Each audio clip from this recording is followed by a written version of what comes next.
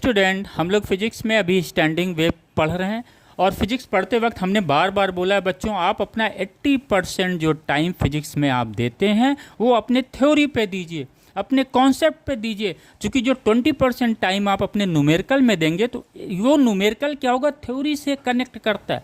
अगर आप थ्योरी से अपने न्यूमेरिकल को, और 100% जो न्यूमेरिकल आएगा आपके थ्योरी से ही कनेक्टेड होगा, इसके वर्ड्स, इसके लैंग्वेज सब कुछ वही मिलेंगे आपको। तो उसको कनेक्ट करना है और कनेक्ट तभी हम कर पाएंगे जब हमारे थ्योरी के कॉन्सेप्ट फिजिक्स के क्लियर होंगे, राइट। जैसे हम लोग स्टैंडिंग वेव के कैरेक्टरिस्टिक पढ़ना शुरू कर रहे हैं, 4 पॉइंट में हम लोग पढ़ते हैं। अब यहाँ से अगर नीट में सवाल, चूंकि 45 मिनट में आपको 45 क्वेश्चन लगाने, तो यहाँ से भी सवाल निकल सकते हैं। इस 4 जो स्टैंडिंग वेव है उसके 4 कैरेक्टरिस्टिक से कम 16 सवाल निकल सकते हैं और वो ऐसे ही नीट में सवाल पूछे जाएंगे, राइट। तो हम इसकी कैरेक्टरिस्टिक को पढ़ते हैं, राइट। क्या कह रहे हैं, first the displacement of the mid point between the nodes is always maximum.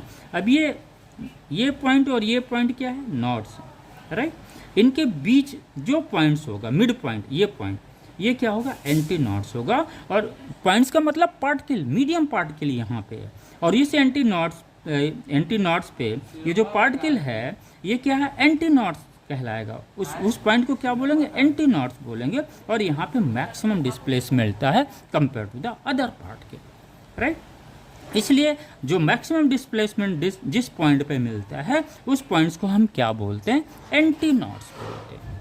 Clear हो गया, राइट। आइए, हमको पता है वेव जो है, मैकेनिकल वेव 2 टाइप्स के होते हैं, एक लॉन्गिट्यूडनल होता है और एक ट्रांसवर्स वेव होता है। अगर स्टैंडिंग वेव लॉन्गिट्यूडनल है तो एंटी नॉट्स पे जो भी पार्टिकल्स होंगे उसका प्रेशर या डेंसिटी नहीं चेंज होगा।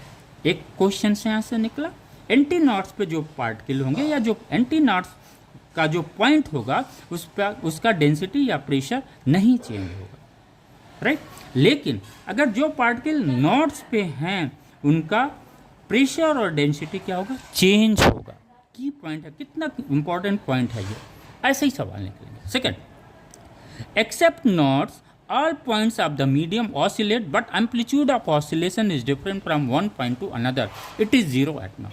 यानी यहाँ पे जो नॉट्स पे जो पार्टिकल्स हैं उसका एम्पलीट्यूड क्या होगा, जीरो होगा। क्यों जीरो होगा, क्योंकि जो नॉट्स पे जो पार्टिकल्स हैं स्टेशनरी वेव में वो क्या है, वो ऑसिलेट नहीं कर रहे हैं, और जो भी पार्टिकल हैं उनके डिफरेंट एम्पलीट्यूड मिलेंगे। तीसरा, the distance between the 2 consecutive knots or between 2 consecutive anti knots is